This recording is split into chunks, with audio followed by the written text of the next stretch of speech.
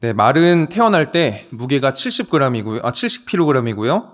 10분이면 일어나서 혼자 서고 걷습니다. 그리고 1시간이면 달립니다. 하지만 이 말이 공동체 생활에서 혼자 독립하려면 더 많은 시간이 걸리는데요. 보통 6개월 정도 걸린다고 합니다. 그리고 기린은 태어날 때 무게가 100kg입니다. 기린도 빨리 걷는 편이지만 보통 1년 정도 부모와 함께 살다가 1년 후에나 독립을 한다고 합니다. 그럼 우리가 좋아하는 호랑이는 언제쯤 자기가 스스로 사냥을 할까요? 약 18개월 정도 걸린다고 해요. 그리고 3살이 되면 그때 부모로부터 독립을 합니다. 낙타는요, 무게가 36kg인데 30분이면 걸을 수 있고 무려 5년 동안 부모와 함께 지내다가 독립을 한다고 해요. 그러니까 동물이 태어나서 부모로부터 독립하는 시간은 다 다르지만 결국 언젠가는 독립을 하게 되어 있는 것이죠. 그러면 여러분과 저는, 우리 사람들은 어떻습니까? 태어날 때 약 3kg 정도 되죠. 그리고 1년이면 걷고요. 3, 4년이면 뜁니다. 초등학생이 되면 부모님의 도움 없이 혼자 슈퍼마켓에 다녀올 수 있고, 그리고 청소년기가 되면 이 시즌이 오더라고요. 그 부모님들이나 선생님들께 자녀들이 어떤 말을 하면 제일 서운하세요? 이렇게 질문을 하면 이 대답하시더라고요. 아, 이젠 좀 냅둬. 나 혼자 알아서 할게. 분명히 알아서 할 수 있는 나이거든요? 근데 알아서 한다고 하는 얘기를 들으면 그렇게 서운하다고 하시더라고요. 근데 언젠가는 다 독립을 하게 되어 있습니다. 그러니까 한 사람이나 동물이 성장했다 혹은 성숙했다 할 때는 그 증거를 독립으로 보는 것 같아요. 더 이상 부모에게 의존하지 않고 혼자서 고민하고 혼자서 결정할 수 있는 때, 그것을 성장했다고 이야기합니다. 그러면 우리가 하고 싶은 질문은 이것입니다. 영적인 성장, 우리가 신앙적으로 성숙하고 성장했다고 말할 때는 그 증거를 무엇이라고 봐야 하는가? 신앙 역시 독립이라고 보아야 하는가? 오히려 신앙의 영역에 있어서는 그 반대편이 된다고 생각합니다. 의존이죠. 독립이 아니라 의존하는 것입니다. 누구에게 의존을 할까요? 우리의 영적 부모이신 아버지 하나님께 의존하는 것입니다. 신체적으로 어렸을 때는 아주 작은 일, 혼자서 화장실을 가지 못하고 밥 먹는 것까지도 다 부모에게 의존했다면, 반대로 우리가 영적으로 성숙할수록 하나님께 아주 작은 것까지 다 의지하고 의존해야 하는 것입니다. 여기 아마 운전하시는 분들 많이 계시죠? 혹시 오늘 운전하실 때 핸들 붙잡고 기도하셨습니까? 그러면 이렇게 질문하겠습니다. 처음 운전하실 때 핸들 붙잡고 기도하셨습니까? 저는 기도했습니다. 거의 5분 한 것 같아요. 하나님, 일단 저를 위한 기도보다 남을 위한 기도. 하나님, 끼어들지 않게 해주세요. 하나님, 저 차가 저를 좀 잘 보게 해주세요. 왜냐면 저는 컨트롤 못하니까 잘 보게 해주세요. 어제는 전봇대를 박았는데 오늘 안 박게 해주세요. 사이드미러에 사각지대에 차가 없게 해주세요. 뭐 이런 기도 많이 했거든요. 아직도 기억나는 게, 제가 운전 처음 할 때 이제 첫 번째 운전이 그 봉고차를 가지고, 승합차 가지고 청년대학부 수련회 운전을 하는 거였습니다. 교회에서 안전한 차를 주셨어요. 어떤 차냐? 100km 이상 잘 안 나가는 차. 안 나가요. 근데 그 차를 붙들고 저 혼자 기도한 게 아닙니다. 목사님이 오셔서 같이 기도해 주셨어요. 그리고 수련회장 도착하니까 또 감사 기도하고. 그런데 요즘은 기도 잘 안 합니다. 이 영역은 제가 무사고로 오랫동안 지내왔던 영역이기 때문에 그냥 살거든요. 근데 오늘 이 본문을 준비하면서 과연 우리가 영적으로 성장을 할 때 그 성장과 성숙은 어디에 있느냐? 신체적인 것과는 완전히 반대 지점에 있겠다. 하나하나 주님 앞에 여전히 의존하고 의지하는 것, 바로 그것이 주님 앞에서 우리가 성장한다는 것입니다. 감사하게도 우리는 주님을 의지할 수밖에 없는 존재입니다.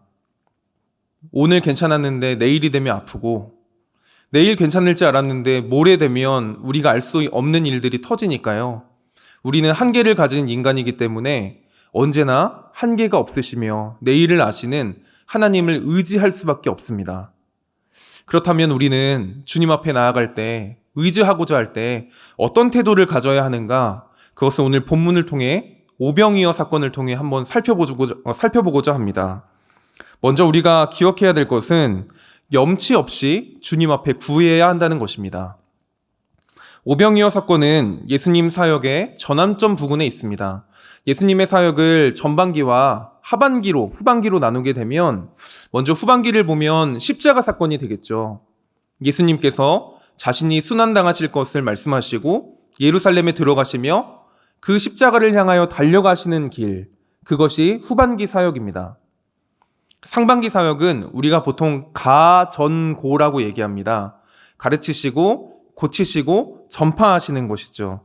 여기에는 자연스럽게 기적이 동반되는 경우가 많았습니다. 사람들은 예수님의 가르치시고 고치시고 전파하시는 사역을 보면서 야, 지금까지 한 번도 듣지 못했던 새로운 가르침이다. 새로운 고치시는 일이다. 새로운 전파하시는 일이다. 이렇게 많이 놀랐습니다. 그러다 보니까 자연스럽게 예수님을 따라다니는 사람들이 많아진 것이죠. 오늘 본문도 보면 예수님이 제자들과 벳세다라고 하는 마을로 가셨는데 그 뒤에 많은 사람들이 따라왔다고 이야기해요. 누가복음 9장 14절을 보면 이는 남자가 한 5,000명 되밀어라. 평행 본문인 마태복음 14장 21절을 보면 먹은 사람은 여자와 어린이 외에 5,000명이나 되었더라고 말합니다.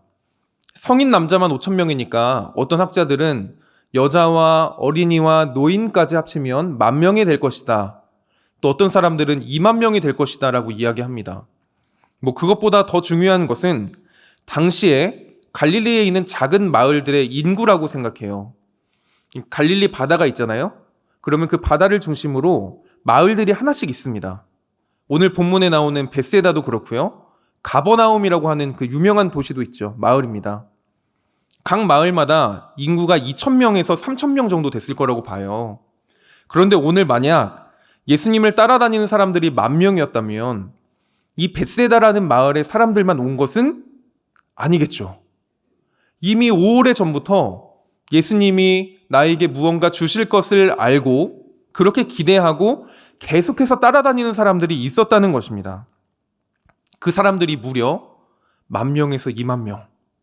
마을로 치면 거의 5개에서 10개의 마을 사람들이 다 와야지 겨우겨우 차는 인원인 거예요. 여러분은 이렇게 예수님을 따라다니는 군중을 보실 때 어떤 생각이 드십니까? 저는 한때는 이렇게 생각했습니다. 야속하다. 왜냐하면 그 복음서를 끝까지 읽다 보면 결국 마지막에 예수님 편에 섰던 사람들이 있었나요? 몇 명의 여인들 말고는 없었습니다. 제자들마저 예수님을 다 떠나갔죠. 이렇게 수많은 사람들이 10,000명, 20,000명 되는 사람들이 예수님 따라다녔지만 결국 마지막에는 예수님 혼자 남으셨거든요. 저는 이 장면을 보면서 복음서 뒷부분을 보면서 다시 앞에 있는 9장을 볼 때 참 야속하다. 자기가 원하는 것이 있을 때만 예수님을 따라다니는 신앙, 자신이 필요로 할 때만 주님을 따라다니는 것, 그것은 너무 비겁한 것이 아닌가? 저는 그런 생각을 하기도 했습니다. 그래서 한때는 제가 기도할 때 이런 기도했어요. 먼저 그의 나라와 의를 구하라고 하잖아요. 그러면 제가 정말 구하고 싶은 게 있는 거예요. 그런데 이것이 영적인 것이 아니라 느껴질 때는 제가 기도하지 않는 거예요. 마음으로만 간절히 바라는 거죠. 예를 들면 어떤 것이 있을까요? 저도 집 문제가 있겠죠. 가정 문제가 있겠죠. 또 진로와 학업이 있겠죠. 이런 기도를 하고 싶다가도 할 때쯤 되면 무언가 내가 혹시 예수님 따라다니는 기적 바라는 사람 아닌가 싶어서 그 기도를 포장합니다. 먼저 그의 나라와 의를 구했으니 주님 아멘. 그리고서 마무리하는 거예요. 그런데 과연 정말 그럴까? 이랬던 제 마음을 깨부쉈던 구절이 바로 오늘 본문의 11절에 있습니다. 11절 제가 앞부분을 한번 읽어보겠습니다. 무리가 알고 따라왔거늘 예수께서 그들을 영접하사. 여러분 여기서 보시면 무리가 알고 따라왔거늘 무엇을 알았습니까? 예수님이 오신 것을 알았습니다. 그런데 그 예수님을 누구로 알고 왔나요? 고치는 이, 채워주시는 이로 알았습니다. 그런데 예수님이 그들을 무엇하였다고 이야기했습니까? 영접하사라고 말했습니다. 영접하사. 물론 우리도 예수님을 영접하지만 먼저 예수께서 자신의 필요를 가지고 나아온 자들을 배척하지 않으시고 영접하셨다는 이 중요한 단어가 있습니다. 왜 중요하냐? 예수님은 하나님이시기 때문입니다. 예수님은 지금 자신에게 나아오고 있는 자들이 어떤 생각과 어떤 필요와 어떤 목적으로 자신을 2, 3일, 몇 달 동안 마을과 마을을 걸쳐 따라오고 있는지 알고 계신 것입니다. 즉 예수님은 지금 이 사람들이 자신의 필요 때문에 나를 따라오고 있다는 것을 아심에도 불구하고 뭐 하셨다고요? 영접하셨다는 것입니다. 영접하셨습니다. 쉬운 성경을 보면 이렇게 돼 있네요. 예수께서 이들을 반기시며. 사랑하는 성도 여러분, 우리가 흔히 저지르는 실수 중 하나는 거룩한 것과 속된 것, 영적인 것과 세상의 것을 내 개인의 기준으로 나누는 것입니다. 그래서 사실 우리에게도 돈이 필요하고 먹을 것이 필요하고 잠자리가 필요하지만 그것을 구하는 것이 혹 내가 대학생이 되었는데 부모에게 손을 벌리는 것 같은 그런 무언가 부담감 때문에 구하지 못하고 있는 것 아닌가 저는 돌아보게 됩니다. 얼마 전에 이런 이야기 들었어요. 한 조교, 대학에서 교수님 조교를 하고 있는 한 청년이 있는데 제 제자입니다. 근데 진짜 이런 얘기를 했습니다. 한 부모님이, 어머니께서 교수님에게 전화를 하려고 했는데 계속 전화가 안 되는 거예요. 조교인 자기한테 전화를 했대요. 무엇을 얘기했을까요? 과제가 무엇입니까? 우리는 이것을 보면서 창피하다고 생각하죠. 독립을 해야 되는데 못하니까요. 하지만 신앙의 영역에서는 그렇지 않은 것 같습니다. 아침에 일어나 운전을 시작할 때 여전히 10년, 20년 무사고더라도 핸들을 붙잡고 기도하는 것. 오늘 하루 우리가 어떻게 먹어야 할지 주님 앞에 간구하는 것. 내가 오가는 출퇴근길을 주 앞에 맡겨드리는 것. 오늘 잘 자고 하루를 시작할 수 있도록 주님 앞에 간구하는 것. 이것은 속된 것이 아니라 주 앞에 구할 때 영적인 것인 줄 믿습니다. 또한 이것을 구하는 신앙은 우리가 모든 영역에 있어서 주님을 의존한다 하는 영적인 성숙으로 나아가는 길입니다. 그리고 예수님께서 다음에 하신 일이 있습니다. 11절을 한번 더 보겠습니다. 무리가 알고 따라왔거늘 예수께서 그들을 영접하사 하나님 나라의 일을 이야기하시며 병 고칠 자들은 고치시더라. 여기에 보면 순서가 중요합니다. 먼저 사람들이 예수님 앞에 나아갔고 그 다음에 일을 행하시는 분은 예수님이신 겁니다. 예수님이 어떤 일을 행하셨습니까? 영접하셨고 하나님 나라의 일을 이야기하시며 병 고칠 자들은 고치신 것, 즉 그들의 필요를 채우셨습니다. 우리 주님이 하시는 일은 우리의 필요를 채우시는 것과 또한 동시에 그분의 나라를 가르쳐 주시는 것입니다. 필요가 채워지는 것과 그의 나라를 아는 것이 왜 함께 갈까요?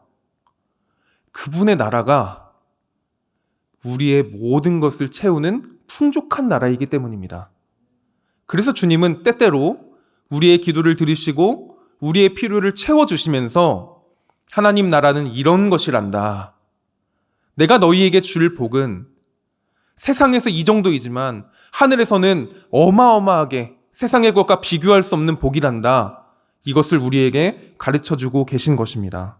그래서 우리가 주님께 나아갈 때 특별히 기도하고 말씀을 읽으며 신앙의 성숙을 이뤄갈 때 기억해야 할 말씀이 있습니다. 히브리서 11장 6절입니다.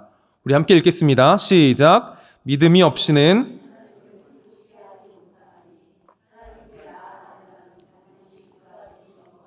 또한 그가 자기를 찾는 자들에게 상 주시는 이심을 믿어야 할지니라. 하나님을 찾되 우리의 최선은 주님께 나아가는 것입니다. 그리고 염치 없이 구하는 것입니다. 아주 작은 것 하나, 큰 것까지도 내 삶의 모든 것이 주께 있음을, 그분의 주권을 인정하며 하나님 앞에 구할 수 있기를 주님의 이름으로 소망합니다. 다음으로 기억해야 할 것은 사람의 가능성에 매이지 않아야 한다는 것입니다. 예수님께서 사람들을 고치시고 하나님 나라의 일을 가르쳐 주시는데 시간이 많이 지난 것 같습니다. 9장 11절을 보면 무리가 알고 따라왔거늘 예수께서 그들을 영접하사 하나님 나라의 일을 이야기하시며 병 고칠 자들은 고치시더라. 그리고 12절을 보면 첫 문장이 이렇게 되어 있습니다. 날이 저물어 간다. 그러니까 11장과 11절과 12절 사이에는 사실 긴 시간이 있는 거예요. 해가 뉘어뉘어 넘어갑니다. 조금 있으면 버스도 끊기고 지하철도 끊기고 차편을 구하기가 너무 어려워요. 여러분, 제가 여기서 설교를 하는데 오늘 밤 12시 반까지 한다면 어떻게 하시겠습니까? 한 분씩 나가시겠죠? 지금 딱 그런 상황이거든요. 예수님 설교가 너무 길어요. 그때 성인 남자들에게 또한 사람들에게 안수까지 해주신 것 같습니다. 제가 대충 계산해 보니까요, 5,000명이잖아요. 한 명당 10초만 잡아도 14시간입니다. 물론 고치실 자들을 고치셨지만 지금 예수님의 사역이 얼마나 길어지고 있는지 이해가 되시죠? 이때 제자들이 상황을 지켜봅니다. 조금만 더 지나면 해가 뉘어뉘어 넘어가고 그때는 지금처럼 전등도 없으니까요. 사람들이 오고 가도 못하고 굶게 될 것 같아요. 그래서 의견을 제시합니다. 9장 12절 날이 저물어가매 12사도가 나와 여짜오되 무리를 보내어 두루 마을과 촌으로 가서 유하며 먹을 것을 얻게 하소서. 우리가 있는 여기는 빈 들이니이다.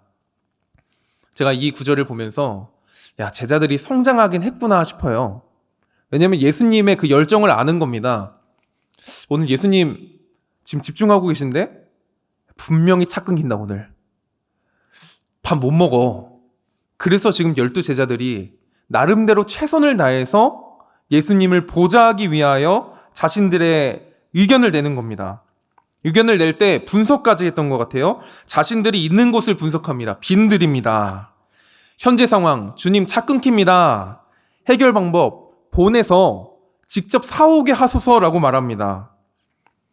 이 제자들의 최고의 분석을 들으신 예수님이 딱 한마디 하십니다. 한 문장 하십니다. 13절을 제가 읽을게요. 예수께서 이르시되 너희가 먹을 것을 주라. 제자들은 의견을 냈는데 지금 예수님은 역으로 나는 계속해서 설교하고 병을 고칠 테니 너희가 주어라 말씀하십니다. 문제는 무엇입니까? 제자들은 12명이고 그곳에 있는 사람들은 몇 명이에요? 남자만 5,000명입니다. 이 문장을 보면 지금 예수님이 자신의 사역을 하시느라고 사각지대에 있는 사람들을 잘 못 보시는 것 같아요. 그런데도 왜 예수님은 이렇게 말씀하셨을까요? 그것은 바로 제자들의 믿음을 강하게 하시기 위해서입니다. 이미 9장 초반에 보면 오병이어 사건 이전에 보면 예수님께서 제자들을 사회로 파송하시면서 말씀하셨습니다. 너희가 나아가서 사역을 해라. 그러자 마가복음 6장 12절 13절만 보겠습니다.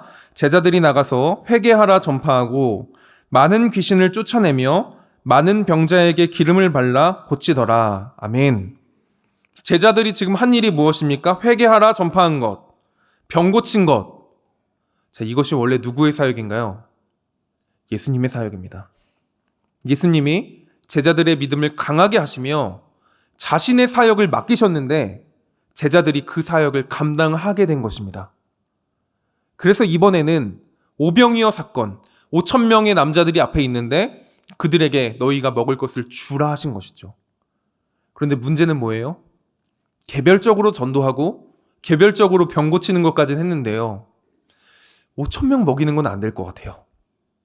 그래서 제자들이 안 됩니다 라고 말합니다. 9장 13절 우리에게 떡 5개와 물고기 2마리밖에 없으니 이 모든 사람을 위하여 먹을 것을 사지 아니하고서는 할 수 없사옵나이다. 오늘 제자들 좀 똑똑한 것 같습니다. 분석도 열심히 하고요. 한계도 잘 알아요. 그런데 주님은 똑똑한 것이 아니라 믿음으로 해보길 원하셨습니다. 주님은 논리적인 것이 아니라 믿음으로 주님 그럼 어떻게 할까요? 가르쳐 주십시오. 해보겠습니다. 이 믿음과 행동을 원하셨습니다. 우리 사회는 너무 똑똑합니다. 여러분 혹시 갑자기 왼쪽 팔이 저려요. 그럼 어떻게 하세요? 요즘은 바로 유튜브 검색하죠. 그러면 여러 가지 병명이 나옵니다.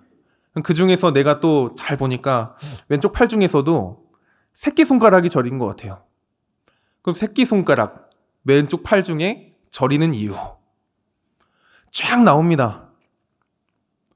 뭐 한의학적으로, 또 다른 쪽으로, 또 정신건강 쪽으로 이런 방법 저런 방법들이 나오면서 바로 판단을 하죠. 이것이 작은 병인지 큰 병인지, 이것이 내가 고칠 수 있는 것인지 고칠 수 없는 것인지 이미 결론을 가지고 그 다음에 무엇을 합니까? 그 다음에 이제 기도하러 나오는 거예요. 그리고 불안에 떠는 겁니다. 사회가 너무 똑똑합니다.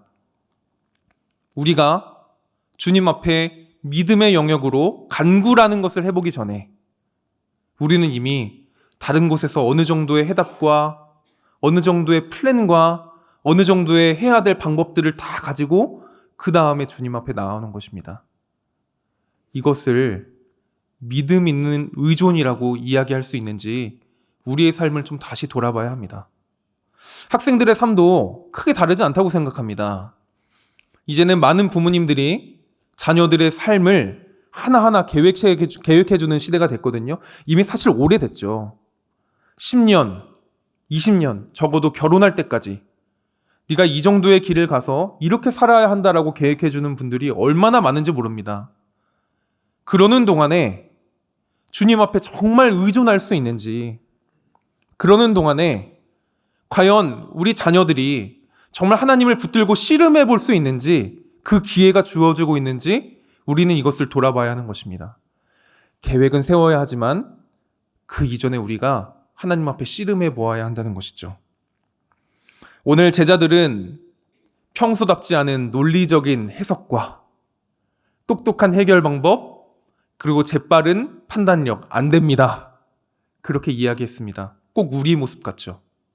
그러자 예수님께서 제자들에게 너희가 따르고 있는 내가 누구인지 가르쳐 주시기 위하여 놀라운 일을 행하십니다. 누가복음 9장 16절 17절입니다. 예수께서 떡 5개와 물고기 2마리를 가지사 하늘을 우러러 축사하시고 떼어 제자들에게 주어 무리에게 나누어 주게 하시니 먹고 다 배불렀더라. 그 남은 조각을 12바구니에 거두니라. 아멘. 예수님께서 축사하시자, 그리고 제자들에게 떼어 나누어 주시자 음식이 떨어지지 않는 것입니다. 여러분은 혹시 그 천국에 가시면 제일 만나보고 싶은 성경 인물 혹은 사람이 있으세요? 저는 얼마 전까지는 아브라함이었거든요. 네, 뭐 여전히 아브라함이긴 한데요. 한 2순위 정도 하자면 이 5,000명 혹은 10,000명을 먹이셨을 거 아닙니까? 제일 마지막에 먹은 사람 한번 만나보고 싶어요. 마음이 어땠을까? 제가 예전에 아르바이트를 하는데요. 강변역에 있는 CGV 그 아래에서 아르바이트 하는데 이제 옷을 파는 거였어요. 제가 옷을 들고 팔진 않았지만 이제 땡처리 같은 거 하게 되면 줄 쫙 서시잖아요. 그리고 문이 열리면 그때 막 달려오신단 말이에요. 대충 이미 줄 설 때부터 알죠. 나는 어느 정도의 퀄리티를 살 수 있겠다. 왜냐면 줄이 굉장히 긴데 뒤쪽에 있으면 포기하지 않겠습니까? 그리고 내가 제일 앞에 있으면 기대하겠죠. 오늘 가장 할인율이 큰 건 내 몫이다. 그리고 실제로 그것을 잡을 가능성이 크고 그것을 잡으면 판매하고 있는 테크노마트에 감사를 하기보다는 빨리 나와서 내 수고와 내 판단력으로 이 싼 물건을 내가 갖게 된 나의 의지에 감탄하게 될 것입니다. 오늘 오병이어를 보면 예수님은 한 분이시고 사람들은 10,000명이 넘었습니다. 딱 보면 각이 나오죠. 물고기, 떡 얼마 되지도 않는데 제일 앞자리에 있는 사람은 아마 이런 생각하지 않았을까요? 그러니까 좀 부지런히 오지. 제일 마지막에 있는 사람은요, 어땠을까요? 나는 아마 못 먹지 않을까? 저는 그래서요, 이 오병이어 사건의 제일 마지막 예수님이 자, 다 먹었지? 할 때 그 마지막 사람 한번 만나보고 싶어요. 어떤 마음이었을까? 그 사람이 고백할 수 있는 것이 정말 은혜가 아니었겠습니까? 그런데 놀라운 것은 우리 예수님께서 이 모든 음식을 다 주신 다음에 일어난 일입니다. 9장 17절 먹고 다 배불렀더라. 그 남은 조각을 12바구니에 거두니라. 예수님께서 가지신 것이 적어서 겨우겨우 나눠 마지막 사람까지 주신 것이 아니라 예수님이 주시고 난 다음에 얼만큼 남았다고 이야기합니까? 12바구니가 남았다고 이야기합니다. 10이 완전 숫자죠. 예수님은 모든 자들에게 후히 주시고도 부족함이 없는 놀라운 영광의 주님이라고 선포하고 있는 장면입니다. 여기서 중요한 게 무엇입니까? 예수님이 가지신 것이 적었다면 앞에 있는 사람이 받은 것은 은혜가 아닌 거예요. 내가 먼저 가서 먼저 줄을 서고 먼저 받았다면 그것은 나의 의로움인 것이죠. 그런데 예수님께서 가르쳐주고 싶으신 것이 무엇입니까? 나는 너희에게 모두 다 줄 수 있는데 내가 너희에게 준다면 너희의 노력으로 첫 번째 받은 사람이나 만 번째 받은 사람이나 모두 다 무엇이라는 거예요? 모두 다 은혜라는 거예요. 모두 다 은혜라는 것입니다. 로마서 1장 16절에 무엇이라고 이야기합니까? 이 복음은 모든 믿는 자들에게 구원을 주시는 하나님의 능력인데 첫째는 유대인에게요, 둘째는 헬라인에게로다. 즉 어떤 일을 할지라도 주님께 무언가를 공급받는 것은 다 은혜라고 고백해야 된다는 것입니다. 그것이 유대인이든지 그것이 직분자이든지 그것이 평신도이든지 말입니다. 오늘 이 본문을 보면서 우리가 고민해야 될 것이 있습니다. 우리도 하나님 앞에 구해야 될 것이 있거든요. 오늘 우리가 구해야 될 것이 있습니다. 개인적인 질병이나 혹은 우리 가정의 어려움이나 자녀의 미래나 우리 부서의 일이나 말할 수 없는 내 몸과 마음의 아픔들 가지고 주님 앞에 나아가야 하는데 우리가 두 가지를 주의해야겠습니다. 첫 번째, 스스로 가능성을 재는 것입니다. 주님 앞에 똑똑해지는 것입니다. 주님, 지금 제 상황은 이 정도 되니까 주님 이 정도는 안 되겠죠. 주님 앞에 이 불신앙을 내려놓을 수 있길 바랍니다. 두 번째는 우리가 은혜라고 고백할 수 있는 것입니다. 주님, 제가 이만큼 기도하고 이만큼 빠르게 움직이고 이만큼 살았기 때문에 주님께서 해결해 주셨군요가 아니라 우리가 언제나 1000번째 사람처럼 언제나 5000번째 사람처럼 주께서 우리에게 허락하신 그 자체가 은혜입니다라고 고백할 수 있기를 바랍니다. 더 나아가서 우리 주님은 이 땅의 필요를 채우실 뿐만 아니라 십자가에 달리사 자신을 우리에게 생명의 빵으로 주셨습니다. 그래서 결국 우리들은 주께서 우리를 채우시고 공급하실 때 십자가에 달리신, 그래서 우리에게 모든 것 내어주신 영광의 주님을 보게 될 것입니다. 오늘 이 시간 그 주님을 만나고 그 주님 앞에 어린아이처럼 작은 것 하나까지 간구할 수 있는 저녁 되기를 주님의 이름으로 소망합니다.